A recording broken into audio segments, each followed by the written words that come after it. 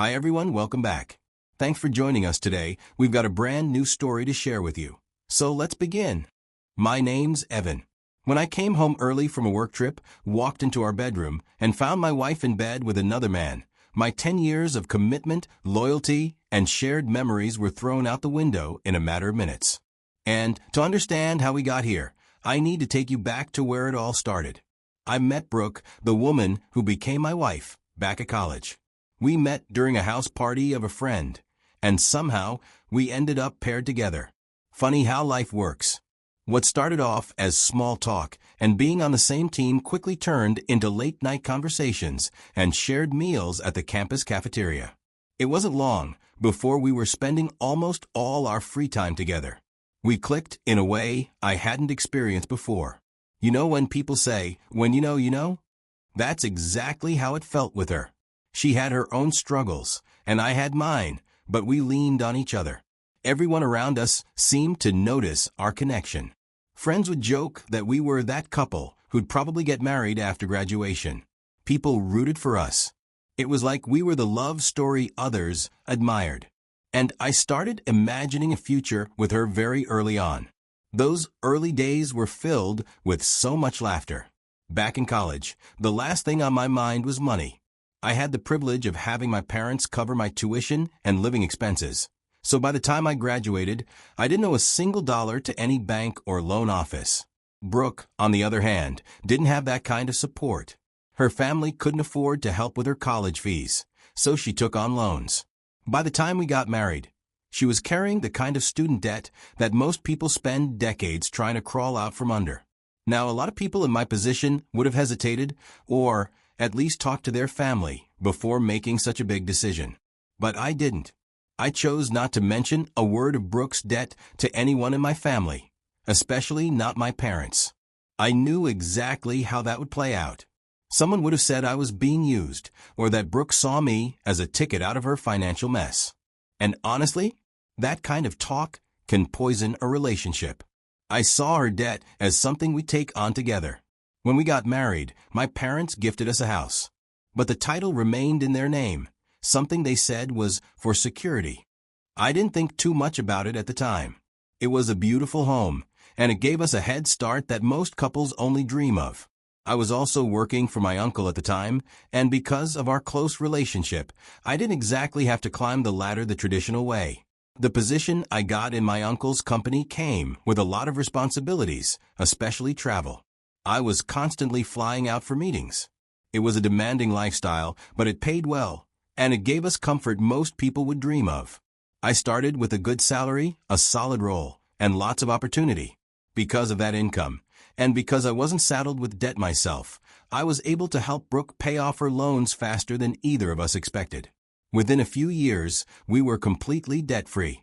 I still remember the day I handed her the final payment and said, "It's done." She cried. She was grateful. And I felt proud that we'd cleared the first major hurdle together. But as time passed, I was barely home for more than a few days at a time with all the traveling. And each time I came back, Brooke felt a little more distant than before. We still lived well. After a few years of marriage, she'd asked to quit her job to focus on her hobbies. I supported that. I figured if we could afford it and she wanted it, why not? But what I couldn't make sense of was how the distance between us kept growing even though, on paper, nothing was wrong. She had everything she needed. We never argued about money. I tried to keep communication open, but it was like I was talking to a wall sometimes. I'd come back from a trip and notice she didn't greet me like she used to. Our intimacy faded little by little. I'd reach for her at night and feel her pull away, giving excuses. That wasn't how we operated before. We used to share everything. I noticed it, but I didn't want to believe it. Maybe this was just one of those phases people talk about in long marriages. I felt it would get better on its own, that she'd come around. But the truth is, I was watching the slow breakdown of our marriage in real time, and I didn't realize how far gone it already was. I wish I could say the distance between us was just a temporary rough patch, that things eventually got better. But they didn't. In fact, they got worse. After coming home from one of my longer business trips, I started picking up on things I couldn't ignore anymore. She started guarding her phone. Brooke and I had always been open with our devices. We were never the couple that hid screens or set passwords. If her phone buzzed while she was cooking, I'd read the message aloud. If I left mine somewhere, she could easily answer for me. That was just how we were. But then, almost out of nowhere, her phone became something she protected like it held nuclear codes. She wouldn't leave it on the counter anymore.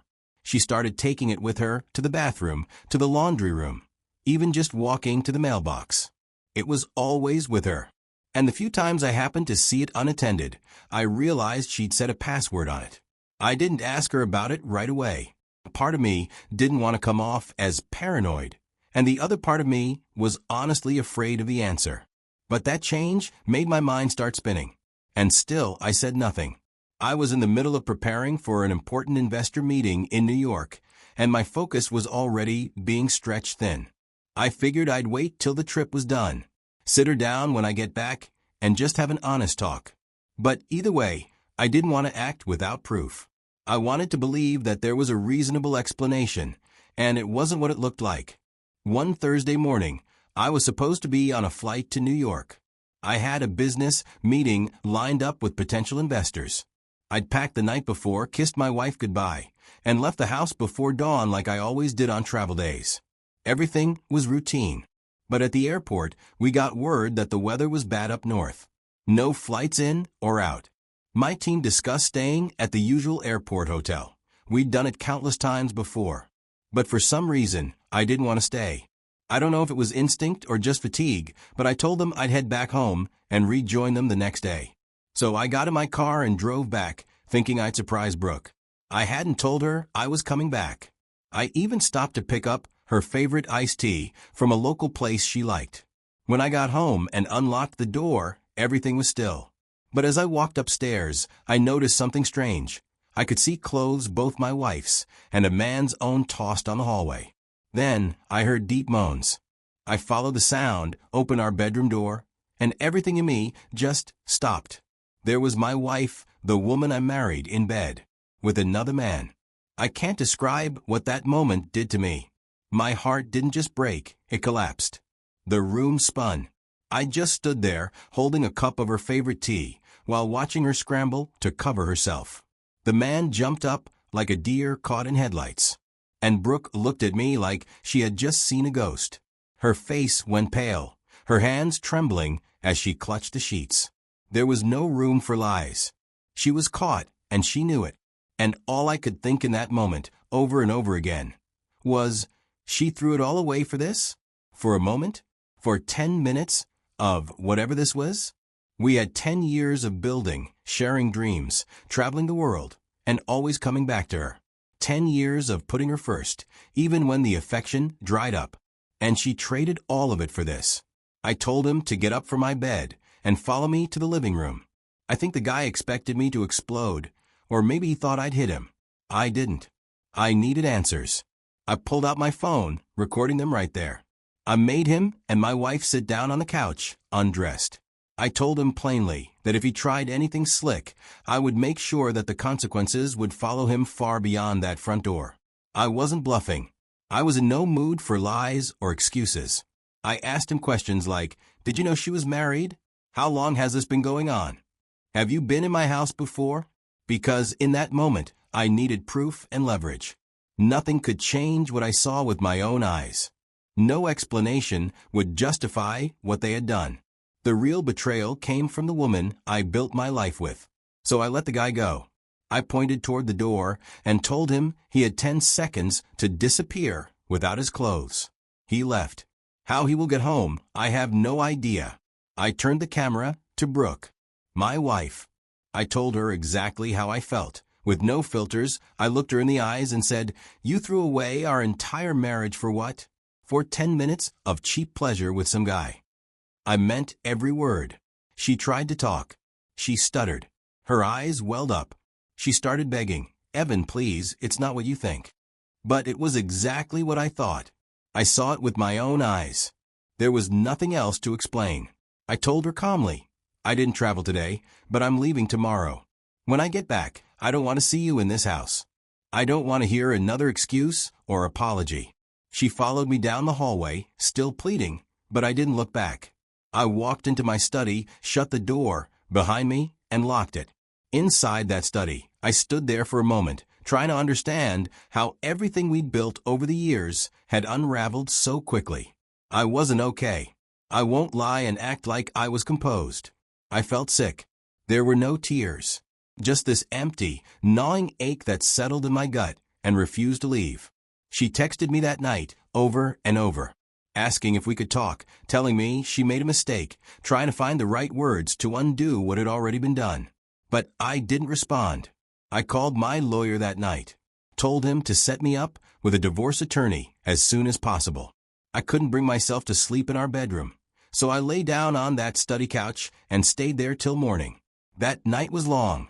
I kept going back and forth in my head. I thought about how people would react. I thought about how blind I had been, and how I ignored the signs because I didn't want to believe that the woman I loved would treat me like this. But eventually, all those thoughts settled into a clear decision. I wasn't staying married to someone who could betray me that deeply and still have the nerve to ask for a conversation. Everything was different now. I knew that I couldn't trust her anymore, and once that trust is gone, the foundation is shattered. I had made up my mind. Whatever pain I had to deal with, it wouldn't stop me from doing what needed to be done. The morning after everything came crashing down, I pulled myself together and got dressed. The moment Brooke heard the front door open, she rushed over like she'd been waiting all night. She looked like she hadn't slept either. She kept trying to say my name like that alone would fix everything. She started with, "Evan, please, can we talk?" I messed up, I know I did, but it wasn't what you think. I didn't let her finish. I just told her flatly, there's nothing left to talk about. That's all I could say. The flight was smooth. I sat in that meeting room, nodding at the right moments, chiming in where I needed to, but I was completely hollow inside. When I finally came back home, I wasn't expecting to see her, because I had told her to leave. I was clear, firm, and I thought she understood that we were done. But as I walked into the house, there she was, still there. She had the nerve to look surprised to see me, like she thought time would soften me up. But nothing had changed. If anything, being away made it clearer. Her staying in that house against my wishes wasn't just defiance, it was denial. She couldn't accept that she'd broken something that couldn't be put back together. I got my lawyer involved as I wanted an official eviction notice alongside the divorce papers being drawn up. The house was still in my parents' name. It had never been transferred to me. So legally, she had no claim to it. That technicality ended up being one of the smartest unintentional decisions ever made. My lawyer moved fast. Within days, she had both documents in her hands. Instead of packing her things and going quietly, Brooke decided to fight. She got herself a lawyer and tried to flip the script in court. Her argument? That my constant traveling for work had made her feel neglected, like she was emotionally abandoned in the marriage, and that's why she cheated. Then they pushed further, saying Brooke had given up her own career and made sacrifices so that I could grow professionally. That was because of those sacrifices, she deserved a significant financial settlement. But the truth was never that simple, and my lawyer made sure the court saw that. He laid out clear evidence that Brooke had not just been unfaithful, but had used money from our joint account, our marital money, to finance her affair. There were transfers, purchases, and receipts that connected directly to the man I'd caught her with. It wasn't speculation. It was concrete. Still, the process dragged on for months. Her legal team tried every angle, pushing to get more, but they kept hitting a wall. That wall was the structure of my finances. Thanks to my family's long-standing practice of shielding assets through trusts and legal protections, over 80% of what I technically owned wasn't directly in my name. It couldn't be touched in divorce proceedings. In the end, she walked away with far less than she expected. Not because I wanted to be cruel, but because she tried to play a game she didn't understand and lost. Once the court proceedings ended, it felt like someone had lifted a weight off my chest. Brooke had finally moved out after the court instructed her to. That part of my life was closed. Whatever chance there might have been to part peacefully vanished with how she behaved in court. Her lies, her attempts to spin a false narrative, her refusal to take responsibility. After all that, there was nothing left to repair. No conversation to have. No friendship to salvage. She made her choices. And now I had to live with mine. Looking back, I don't regret the decisions I made. I gave that marriage everything I had. I supported her when she had nothing. I built a stable home, worked across continents to give us the life we dreamed of, and overlooked red flags because I believed in who we used to be. But at the end of the day, it takes two people to hold a relationship together. And I was the only one still trying. Now, I've turned my attention inward. My focus is on work, on building the future I want for myself, without carrying the dead weight of someone who didn't want to be part of the journey. It hurts, yeah? But I'd rather be alone than constantly questioning my worth beside someone who couldn't even stay loyal.